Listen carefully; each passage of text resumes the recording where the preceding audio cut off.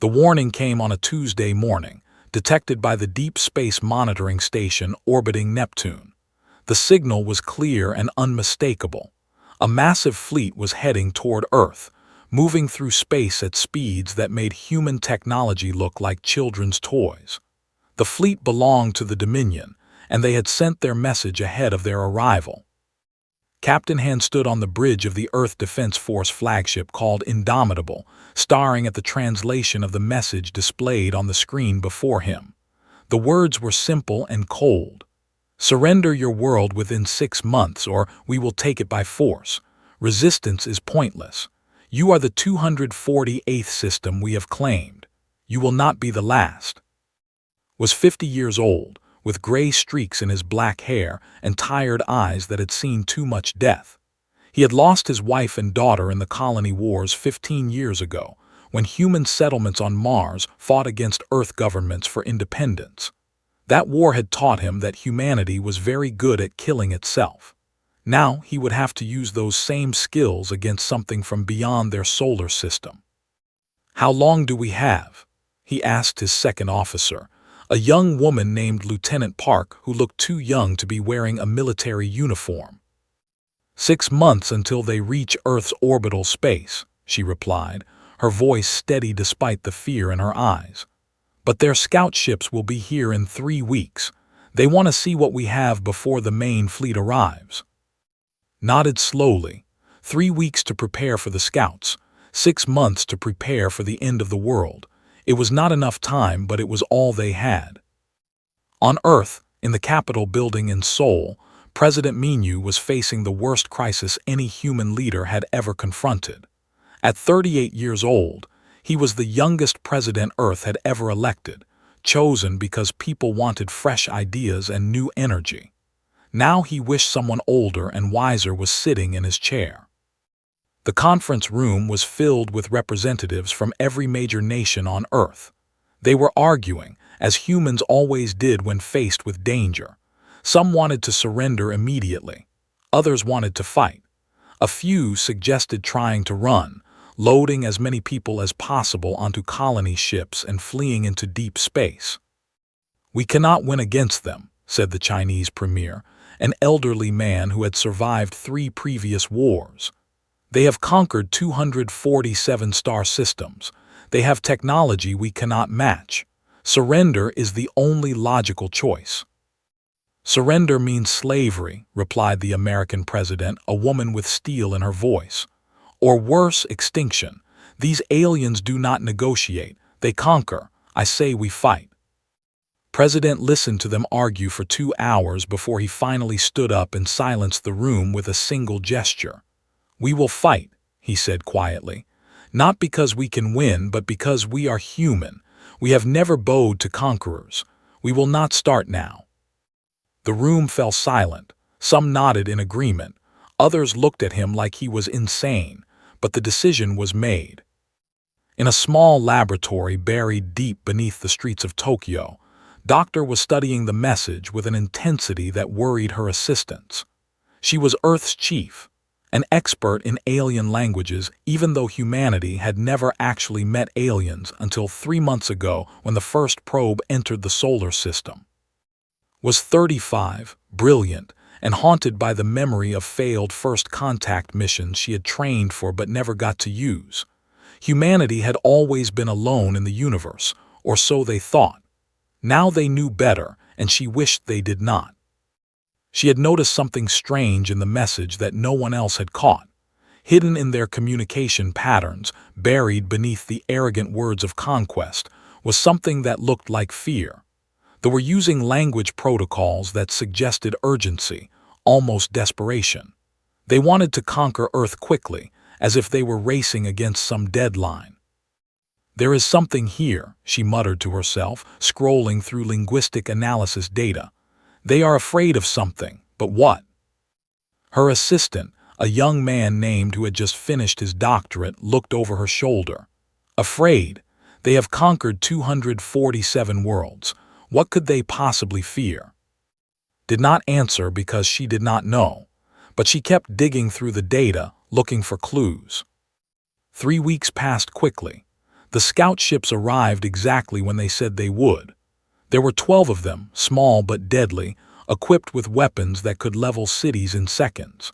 They emerged from faster-than-light travel at the edge of Earth's solar system and began scanning everything. Captain had prepared for this moment. He had positioned 30 Earth defense ships in a careful formation around Mars' orbit, trying to make his small force look larger than it was. The ships were armed with humanity's best weapons, including experimental antimatter missiles that had never been tested in real combat. The scouts moved toward Earth with casual confidence. They did not even bother to raise their shields.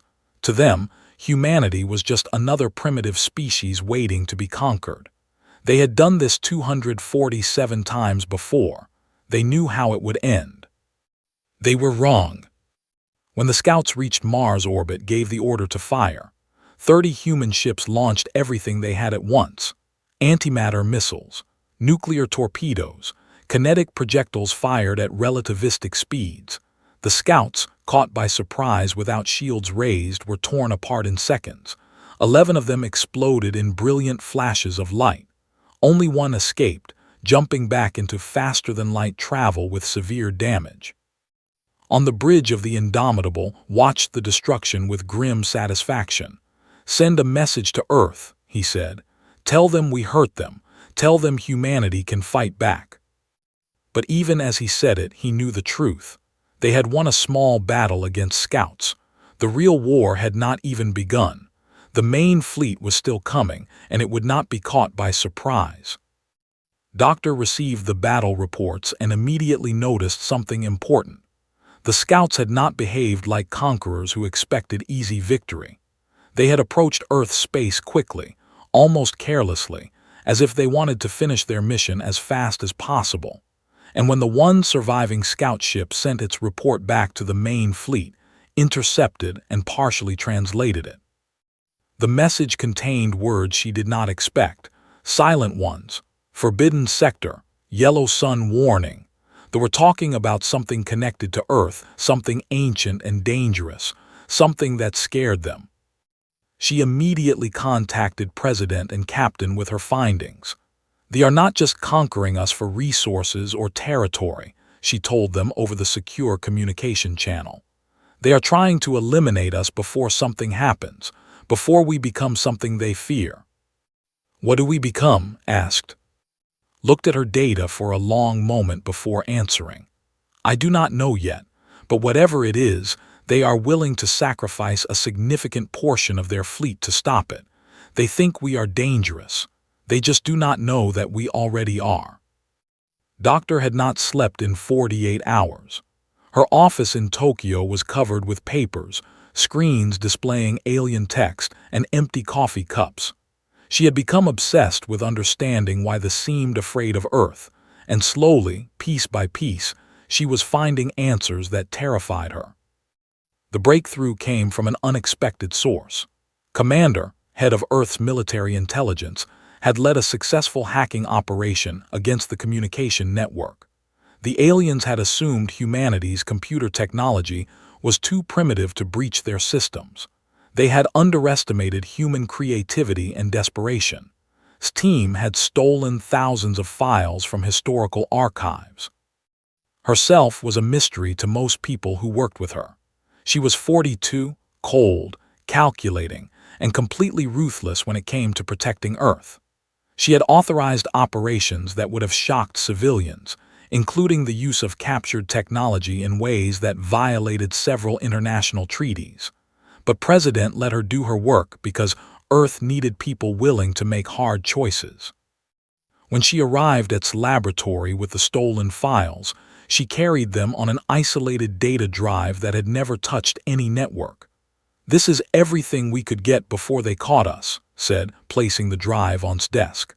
"3 of my people died getting this. Make it worth it." Plugged in the drive and started reading. What she found made her hands shake. The files contained references to Sol 3, which was the designation for Earth. But these references went back thousands of years in history, long before they had supposedly discovered humanity. There were warnings, prohibitions, orders to avoid the yellow sun and its third planet at all costs. One file translated roughly read, "Approach not the yellow sun, for its children know the art of eternal war. The progenitors went there and never returned. The hive sent its drones and they were silenced. Even the ancient synthetics who feared nothing vanished after attempting contact. Let the humans fight themselves until they extinguish their own flame. We must not intervene." "What does this mean?" asked, reading over shoulder. "It means," said slowly, "that we are not the first aliens to visit Earth, and everyone who tried before apparently disappeared." She called an emergency meeting with President, Captain, and several other key leaders. Joining them was a civilian academic named Lee, a historian who specialized in ancient human conflicts, was 60 years old, gray-haired, and had spent his entire career studying why humans were so good at killing each other. Now his expertise was suddenly valuable in ways he had never imagined. "Let me understand this correctly," President said, looking at the data had compiled. "Aliens have tried to invade or contact Earth before, and they all vanished." "That appears to be the case," confirmed. "The files mention at least 3 previous incidents: the progenitor collective 12,000 years ago, the hive mind of Terminus 8,000 years ago, and something called the Synthetic Intelligence Network 3,000 years ago. All of them disappeared after attempting to interact with humanity." "But we have no record of this," said. "Our history goes back thousands of years. We would know if aliens invaded us." Lee cleared his throat. "Actually, Captain, we might not know.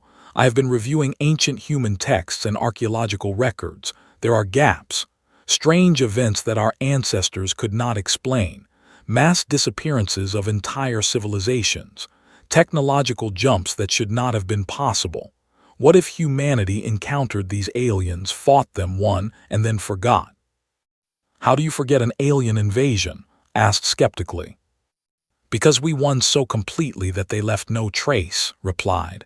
"We absorbed their technology, learned from them, and moved on. Humans are very good at moving on after war. We rebuild, we adapt, we forget. It is what we do." The room fell silent as everyone absorbed this idea. Humanity had been at war with itself for its entire recorded history. What if they had also been at war with aliens and simply did not remember because those wars had become just another chapter in an endless cycle of conflict? While Earth's leaders debated these revelations, Captain was dealing with more immediate problems. The main fleet was still 3 months away, but they had sent more scouts and advanced strike forces. Human defense ships were engaging them in running battles across the solar system. The battles were brutal and chaotic. Human tactics made no sense to the commanders. Earth ships would pretend to retreat, then suddenly turn and attack with suicidal fury. They would sacrifice damaged vessels by ramming them into ships at full speed. They would use nuclear weapons at point-blank range, accepting their own destruction to take out enemy vessels. Had learned these tactics fighting against Mars colonists during the colony wars. He knew that humans, when cornered, did not fight by anyone's rules. They fought to win, or they fought to make victory so costly that winning meant losing. The Supreme Commander, a being named, watched the battle reports with growing unease.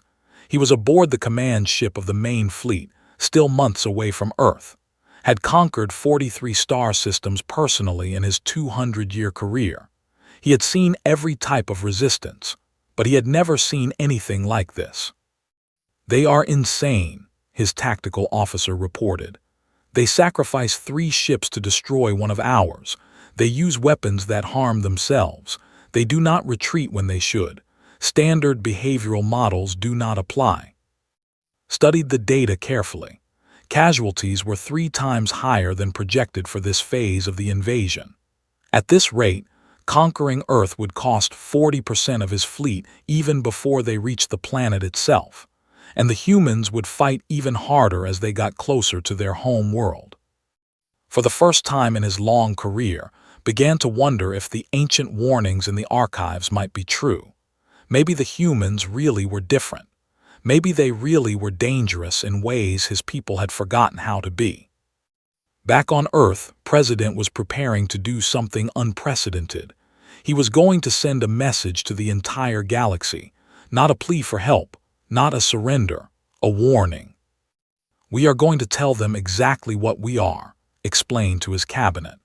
We are going to show thee and every other species out there what humanity really is. We are going to make them afraid. How? Asked his defense minister.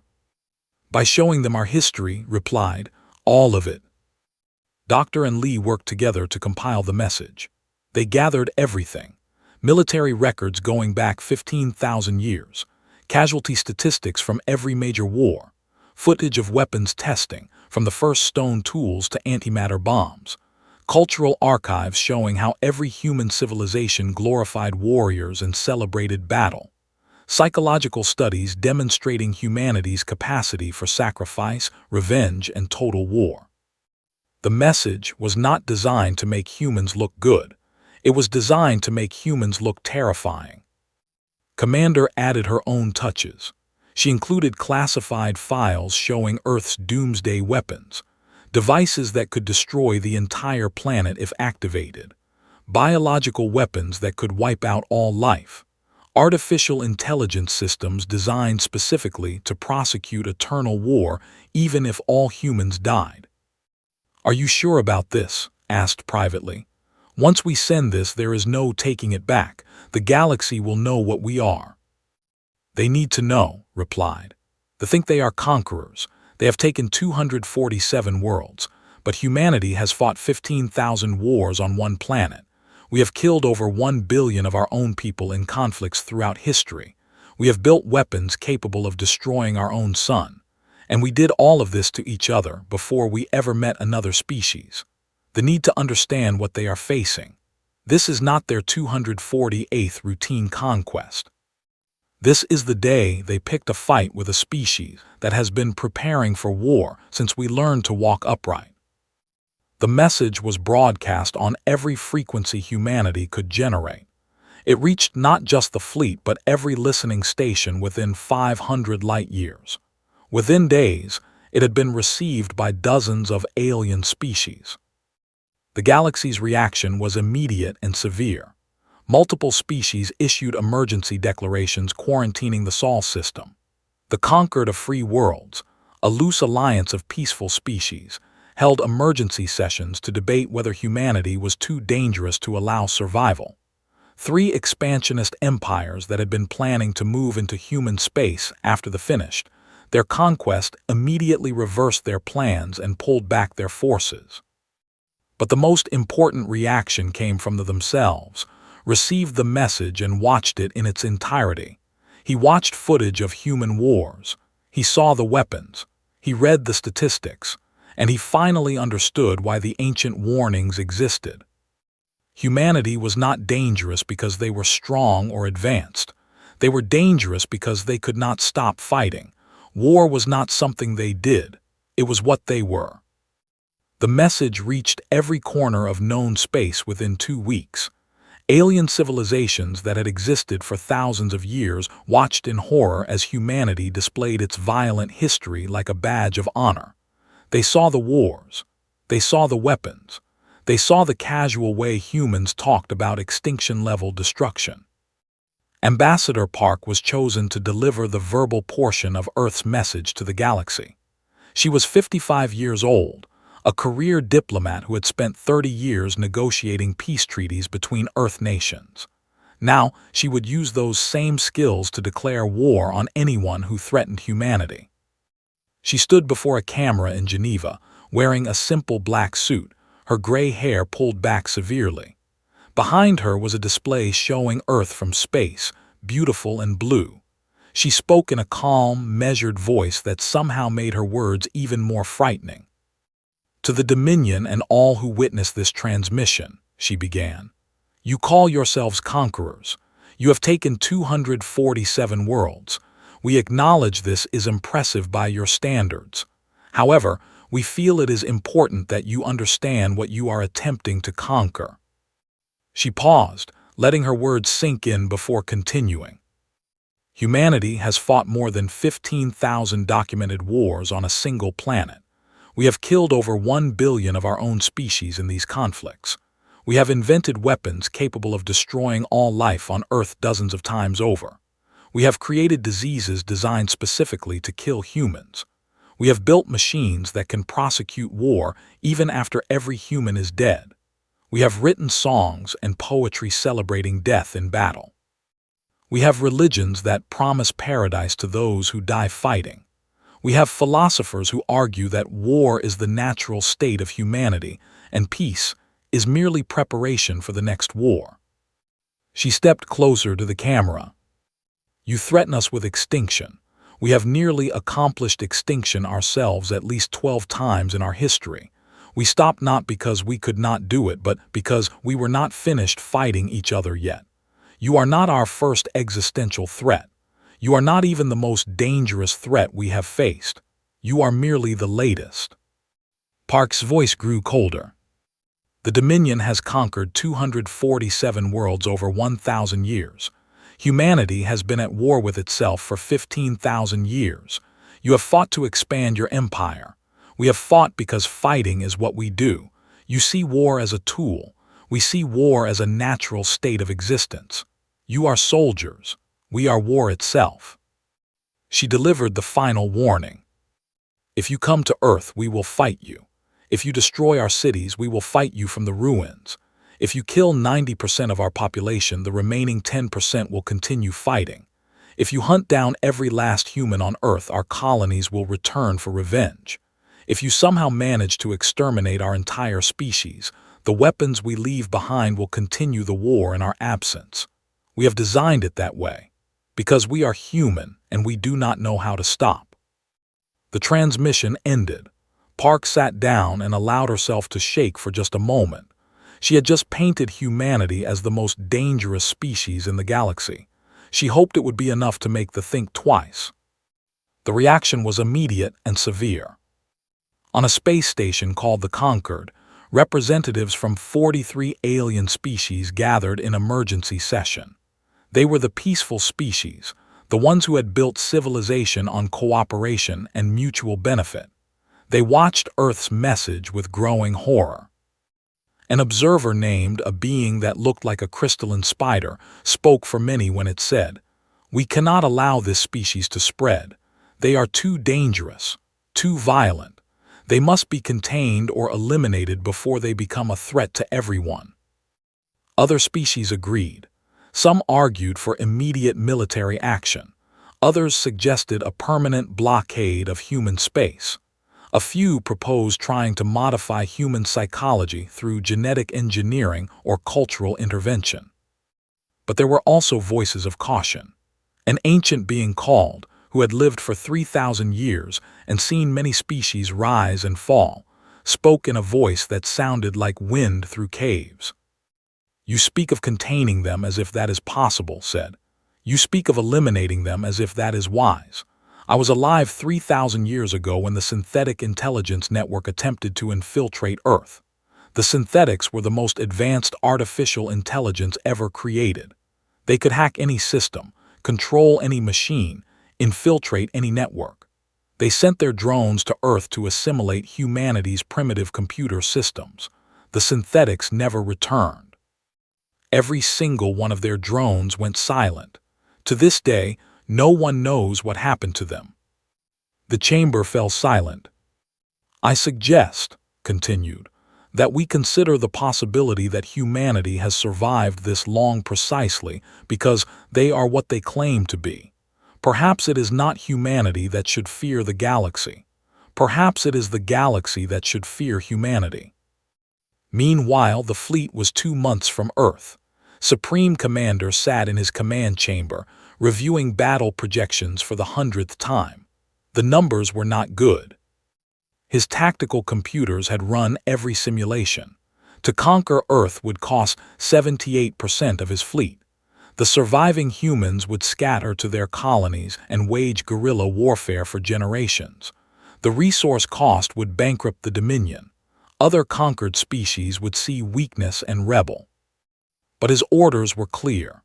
The Dominion High Command had watched Earth's message and decided humanity must be eliminated immediately before they could spread further. They were too dangerous to leave alive. Received those orders and almost laughed. His superiors thought they were making a military decision. They did not understand that they had already lost. The humans had won the moment they made the galaxy afraid of them. He sent a message back to the High Command. Request permission to negotiate terms of human surrender. Invasion will cost more than conquest is worth. The response came back within hours. Permission. Humanity must be eliminated. Proceed with invasion as ordered. Looked at the message for a long time. Then he did something he had never done before. He sent an encrypted message to the human fleet directly to Captain. I am Supreme Commander of the Dominion. I am ordered to invade your world. I will follow those orders because I am a soldier, but I want you to know that I understand what you are. I have studied your message. I have reviewed your history. I have watched your tactics in battle. You are the most dangerous species I have ever encountered, and I have lived for 200 years and conquered 43 star systems. He paused before continuing. My fleet will arrive at Earth in 2 months. We will fight because we must. But know this, if you resist with even a fraction of the determination you have shown in your own wars, most of my people will die. And if by some miracle we manage to conquer Earth, the cost will destroy the Dominion within a generation. Your species has already won, even if you lose this battle, because you have made us afraid, and fear is a weapon sharper than any blade. Captain received the message on the bridge of the Indomitable. He read it twice, then showed it to his officers. Lieutenant Park, his second officer, looked up with wide eyes. Is he trying to surrender? No, said. He is trying to warn us that he knows what we are, which means his superiors do not. What do we do? Thought for a moment. We prepare to make their worst fears come true. On Earth, President was meeting with his military commanders. They had 2 months to prepare for the largest battle in human history. Every nation on Earth had contributed ships, weapons, and soldiers to the defense. Even former enemies were working together because the alternative was extinction. Commander had a proposal that shocked everyone in the room. We should rig Earth itself with nuclear devices. If we are going to lose, we should make the planet worthless to them. Scorched Earth on a planetary scale. That is insane, someone objected. That is survival, replied coldly. They want our world. If they take it, they will use it as a base to hunt down our colonies. But if Earth is a radioactive wasteland, they gain nothing, and our colonies survive to fight another day. President listened to the debate. Finally, he made his decision. Prepare the devices, but do not arm them yet. We will use them only as a last resort. But Commander is right about one thing. If we lose Earth, we will make sure they gain nothing from their victory. Doctor and Lee continued their research into humanity's hidden history. They had discovered something disturbing. Every 500 to 1,000 years, there were unexplained events in human history. Mass disappearances, sudden technological advances, mysterious destructions of civilizations that should have been too advanced to fall. What if these were all invasion attempts? Suggested. What if aliens have been trying to conquer or study us for thousands of years, and we kept defeating them so thoroughly that we forgot it happened? If that is true, replied, then they are making the same mistake everyone else made. They think we are primitives who can be easily conquered. They do not realize that we are survivors of invasions we do not even remember. As the fleet drew closer, tension on Earth reached breaking point. But there was also a strange sense of unity. Humans who had been enemies for generations were now fighting side by side. Old hatreds were set aside. Political differences were forgotten. Because for the first time in human history, humanity had an enemy that was not human. Captain prepared his fleet for the battle. He had 400 ships, a mix of military vessels and armed civilian craft. It was not enough to stop the through conventional warfare, but he was not planning conventional warfare. He had studied every battle humanity had ever fought. He had learned from the guerrilla fighters, the resistance movements, the desperate last stands, and he had created a battle plan that would horrify any military academy professor in the galaxy. His plan was simple: make them pay for every meter of space, make them fear every shadow, make victory so costly that it became defeat, and if necessary, follow them home. The fleet arrived at Earth's outer defense perimeter on a cold morning in March. There were 600 warships, each one larger and more powerful than anything humanity had ever built. They emerged from faster-than-light travel in perfect formation, their weapons already charging, their shields at maximum strength. Supreme Commander sat in his command chair and looked at the tactical display. 400 human ships waited for him, scattered across a wide area of space near Mars' orbit. They looked disorganized, almost random in their positioning. That bothered him. The humans were not stupid. If their formation looked chaotic, it was because they wanted it to look that way. "Begin the advance," he ordered. "Standard conquest formation, shields forward, be prepared for suicide attacks." The fleet moved toward Earth in a massive wave. The human ships did not retreat. Instead, they accelerated directly toward the fleet at maximum speed. Captain stood on the bridge of the Indomitable and watched the enemy approach. His ship was old, from dozens of battles, and outmatched by any single vessel, but he was not planning to fight fairly. "All ships," he transmitted on the fleet channel, "execute Plan Defiance." Plan Defiance was based on a simple principle. They expected humans to fight like a proper military. They expected formations, tactics, logical decision-making. They were not prepared for what humanity actually did. The human fleet split into dozens of small groups. Some attacked directly, firing missiles and energy weapons at close range, accepting massive damage to inflict casualties. Others pretended to retreat, then suddenly reversed course and rammed into ships at relativistic speeds. A few ships transmitted false surrender signals, waited for them to lower their shields to accept the surrender, then detonated antimatter warheads at point-blank range. It was chaos, it was insane, it was working. Within the first hour, they had lost 83 ships. They had destroyed over 200 human vessels, but the exchange rate was far worse than their projections. Humans were sacrificing 3 ships to destroy 1 vessel, and they seemed perfectly willing to keep doing it forever. "They are insane," the tactical officer reported, his voice shaking. "They are ramming us with ships that still have working weapons. They are detonating nuclear devices inside our shield perimeters. They are broadcasting false distress signals to lure our ships into traps." "I know," said quietly. "I warned the High Command this would happen. Continue the advance." On Mars, humanity had prepared a surprise.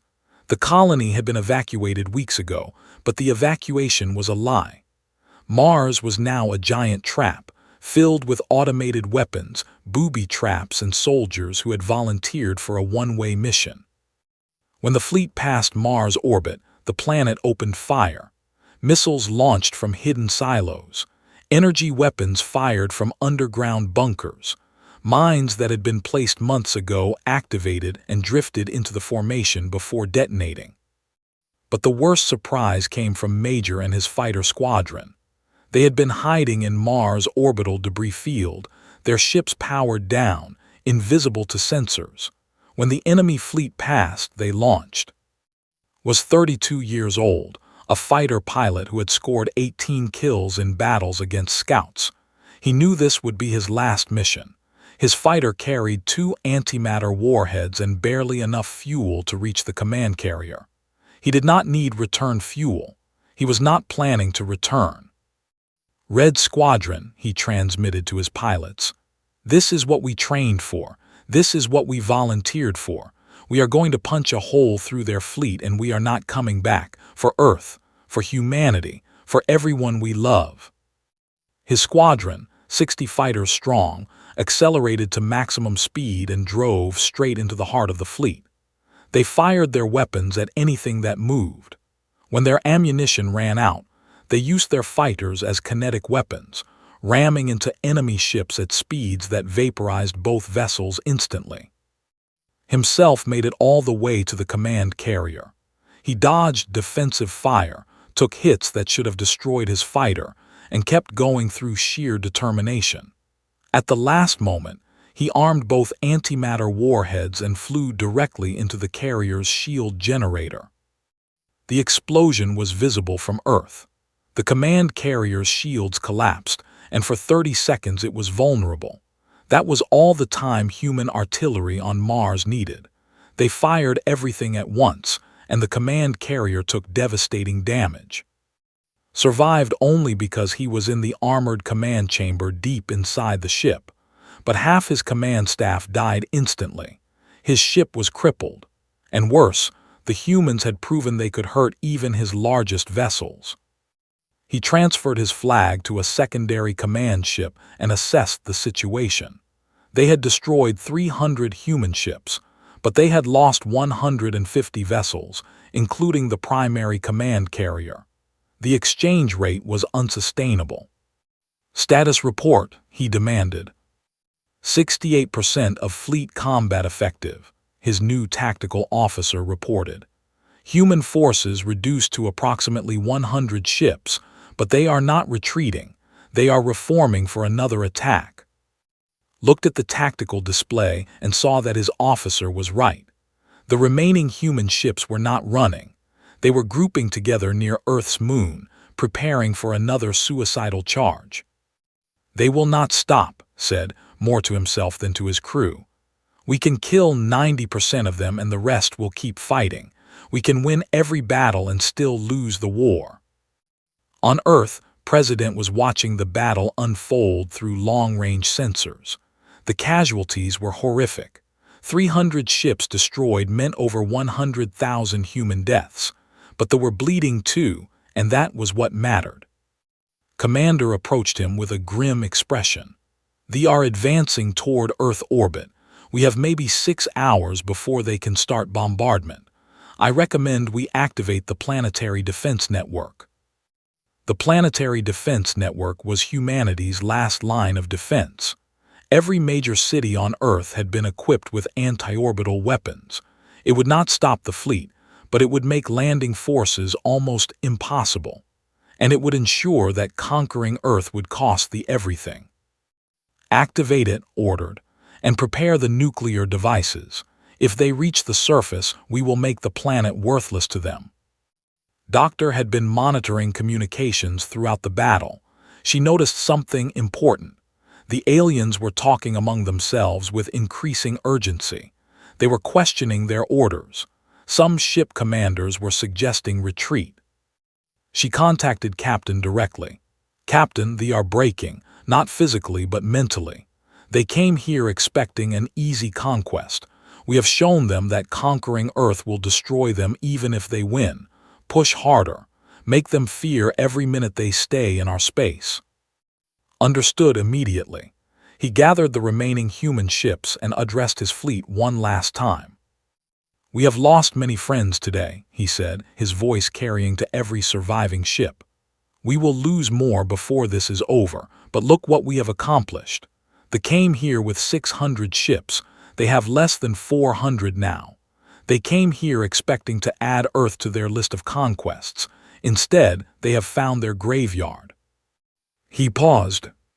"I know we cannot win by conventional measures, but winning was never the point. The point is making them regret ever pointing their ships at Earth. The point is making them afraid. The point is ensuring that even if they destroy us, they will never forget what it cost. Now, one more time, for Earth, for humanity, for the species that does not know when to quit." The human fleet charged again, but this time tried something different. Instead of attacking the fleet directly, he ordered his ships to target their supply vessels and support craft. They had brought these ships to support a long occupation. Now they became liabilities. Human ships tore through the support fleet, destroying fuel carriers, ammunition ships, and troop transports. The combat vessels tried to protect them, but they were forced to break formation, creating gaps that other human ships exploited.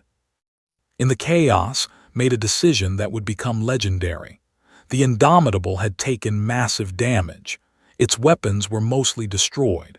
Its engines were failing. It would not survive another hour of combat. So he turned his ship toward the largest battleship in the fleet and gave an order that shocked his crew. All hands abandon ship. Get to the escape pods. You have 5 minutes. Sir, what are you doing? Lieutenant Park asked.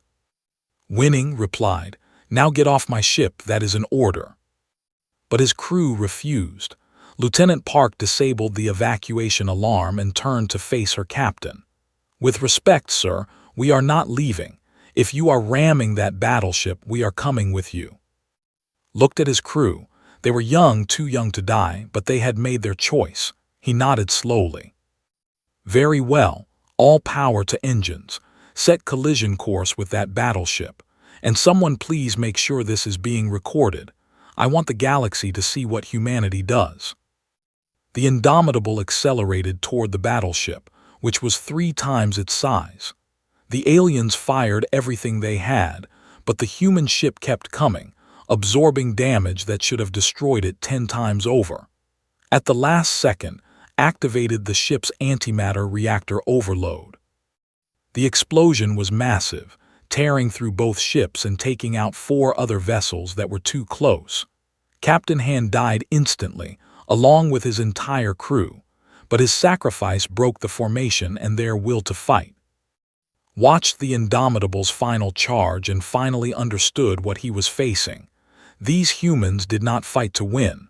They fought because fighting was what they were. You could not negotiate with that. You could not defeat that. You could only run from it. Supreme Commander stood in the command chamber of his secondary flagship and made a decision that no commander had made in 800 years. He was going to retreat. The numbers were clear. His fleet had started with 600 ships.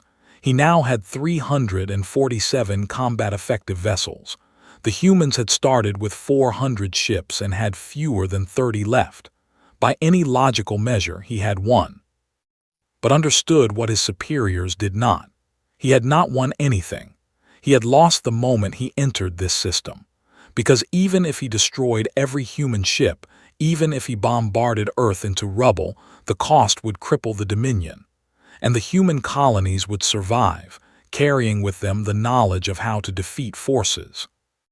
Worse, other species were watching. The battle had been broadcast across known space. Every alien civilization could see what humanity was capable of. They could see the sacrifice, the determination, the absolute refusal to surrender, and they could see the bleeding.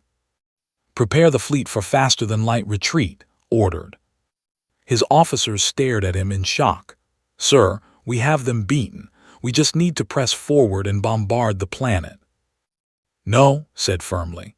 Look at the tactical projections. To reach Earth and complete bombardment will cost us another 100 ships. The humans have armed the planet itself. They have rigged their own world with nuclear devices. They will make us pay for every meter. And when we are done, we will have lost 350 vessels to conquer a radioactive wasteland. Meanwhile, their colonies will rebuild and return in a generation to attack our home worlds. He looked at each of his officers in turn. We came here to add Earth to our empire. Instead, we have created an enemy that will haunt the Dominion for centuries. The only way to win now is to not finish this fight. We retreat, we rebuild, and we never come near human space again. One of his officers found the courage to speak. The High Command will execute you for this. Perhaps, agreed. But they will be executing the commander who saved the Dominion from total war with humanity. I can accept that fate. He sent the order. The fleet began to pull back, withdrawing to the edge of the solar system to prepare for faster-than-light travel. But the humans did not let them go peacefully. The remaining human ships, barely 30 vessels left, pursued the retreating fleet. They could not stop the retreat, but they could make it cost. They fired missiles at the slowest ships. They laid mines in the escape route. They transmitted messages promising that humanity would follow them home. On Earth, President watched the retreat and felt something he had not expected. Not triumph, but exhaustion. They had survived. They had driven off the greatest military force in the known galaxy, but the cost had been terrible. 370 ships destroyed, 120,000 people dead, cities damaged by falling debris, colonies that had sent their entire defense fleets to help Earth, leaving themselves vulnerable. It was a victory, but it felt like defeat. Commander stood beside him, watching the tactical display. "They are leaving," she said quietly. "We won." "Did we?" asked. "We showed the galaxy what we are. We proved that humanity will fight to the last person. But what happens now? Every alien species knows we are dangerous. Will they try to destroy us? Will they quarantine us? We have won the battle but maybe lost our future." Before could answer, a communication came through. It was from the fleet, from himself. The Supreme Commander appeared on the screen, his alien features impossible to read, but his voice carried something that might have been respect. "President said, I am withdrawing my fleet from your system. I came here to conquer you. I should have come to learn from you. The Dominion will not return. We will mark your space as forbidden and warn others to do the same. Tell your people they have won something more valuable than victory. They have won fear. The galaxy will remember what happened here. They will remember what it costs to fight humanity." The transmission ended. Looked at. "He sounds almost grateful that we heard him." "Maybe he is," replied. "He learned something today that his people forgot, that some prey is too dangerous to hunt." The retreat sent shockwaves through known space. Within days, 3 worlds that they had conquered years ago launched successful rebellions. The Dominion was too busy licking its wounds to respond. Within weeks, the entire empire began to crumble as more species saw weakness and seized their chance for freedom. The conquered of free worlds called an emergency session to debate what they called the human question. Counselor Shin was sent to represent Earth. She was 48 years old, a former ambassador who had negotiated dozens of peace treaties. Now she would have to convince aliens that humanity deserved to exist. The conquered met on a massive space station that orbited a neutral star. Representatives from 43 species gathered to discuss Earth's fate. Many wanted humanity quarantined or destroyed. They had watched the battle and been horrified by what they saw.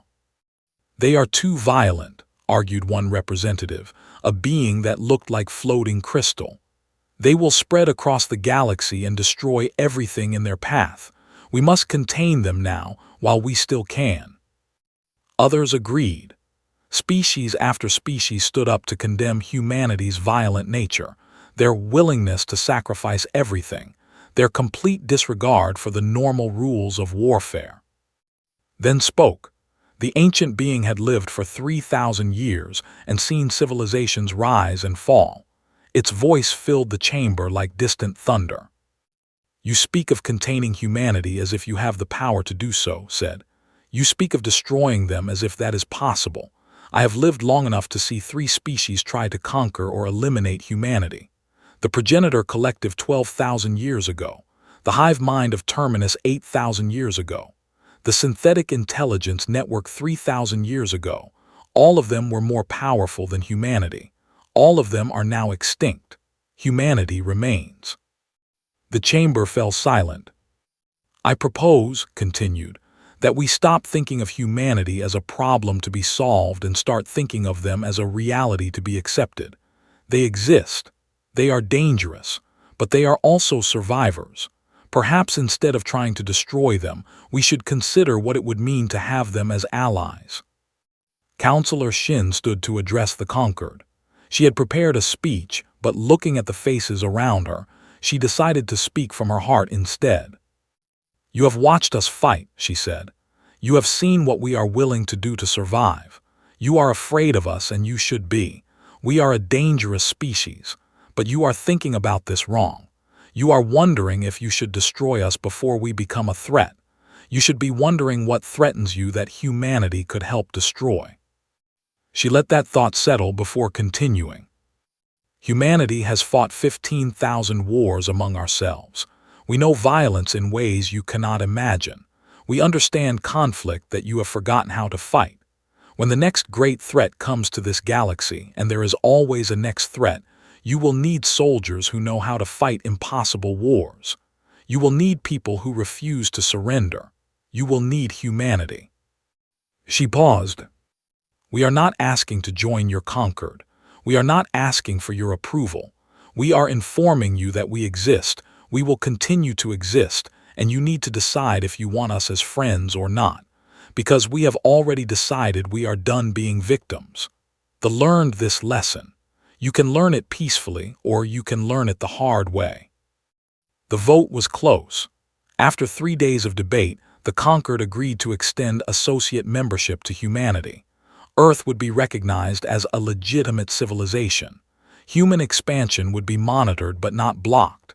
And most importantly, a joint defense force would be created to handle threats that normal civilizations could not manage. Humans would be the core of that force. It was not perfect, but it was survival. Doctor and historian Lee continued their research into humanity's hidden past. With access to alien archives, they confirmed their theory. Humanity had been invaded at least 5 times in the past 12,000 years. Each time, the invaders had disappeared so completely that humans forgot the invasions happened. Earth's violent history was not just human nature. It was the result of constant warfare against threats that attacked and were destroyed so thoroughly that they left no trace. We are survivors, said, looking at the evidence. We have always been survivors. Every species that tried to conquer us made us stronger. We learned from them, adapted, and moved on. The question, replied, is what we do with that knowledge. Do we become conquerors ourselves, or do we use our strength to protect others? That question was answered when the Joint Defense Force faced its first mission. A hostile species called the Ravagers was attacking a peaceful world called Harmony. The Harmony people were gentle beings who had never fought a war. They sent a desperate message asking for help. The human commander of the Defense Force was Captain Park, who had survived the battle for Earth when her captain sacrificed himself. She had been promoted and given command of a mixed human-alien fleet. When she received the distress call, she did not hesitate. All ships set course for Harmony, she ordered. Maximum speed. We are going to show the Ravagers why the galaxy fears humanity, and we are going to show the Harmony people why they were right to call us for help. The Defense Force arrived at Harmony to find the planet under siege. The Ravagers had expected easy prey. Instead, they found human warships supported by alien vessels, all coordinated by tactics that the Ravagers had never encountered. The battle was short and brutal. The Ravagers retreated after losing half their fleet in 30 minutes. They sent a message afterward asking what species had defended Harmony. When they learned it was humans, they immediately sued for peace and promised never to attack any world under human protection. Within a year, more species were requesting human protection than were afraid of human expansion. Humanity had become the galaxy's shield, the species others called when conventional military force was not enough. President, now in his second term, stood at a ceremony dedicating a memorial to those who died in the war. The memorial was simple, just a wall with names carved into stone. But above the names was an inscription that captured what humanity had become. To those who fell defending Earth, you proved that humanity's greatest strength comes from our darkest past. You showed the galaxy that we are survivors, fighters, and protectors. May we never forget the cost of our survival, and may we use our strength to ensure others do not pay the same price. In orbit above Earth, construction crews were building new ships. Not just warships, but exploration vessels, colony ships, and trade vessels. Humanity was expanding into the galaxy, no longer as victims but as equals. On the conquered station, watched humanity's expansion and had a private conversation with other ancient beings. One asked, "Did we make the right choice, allowing them to survive?" Replied, "We did not allow them anything. They survived because that is what they do. The only question was whether we would be their friends or their enemies. At least this way, when the next great threat comes, we have humanity on our side." "And if they turn on us?" another being asked. His response was chilling. "Then we will learn what the progenitors, the hive, and the synthetics learned. There is no force in this galaxy more dangerous than a species that has spent its entire existence preparing for war. The learned this. Let us pray we never have to learn it ourselves." Far away, in a sector of space that no one had explored in 10,000 years, something ancient stirred. It had watched the battle for Earth. It had seen humanity's message, and it recognized them. The humans were not new. They were the children of the species it had tried to conquer 12,000 years ago. The species that had destroyed the progenitor collective so completely that even the progenitor's name had been forgotten. The ancient thing decided to wait. Humanity was awake again. The galaxy would change, and when the time was right, it would try once more to understand what made this species so dangerous. But not yet. Not until it was sure it could survive the attempt. Back on Earth, children were being taught about the war in schools. They learned about Captain's sacrifice, about Major's final flight, about the message that made the galaxy shudder, and they learned the most important lesson. Humanity had survived not because they were stronger or smarter than their enemies. They survived because they refused to quit, because they would sacrifice everything to protect each other, because fighting was not something they did. It was what they were. And the galaxy had learned to fear that.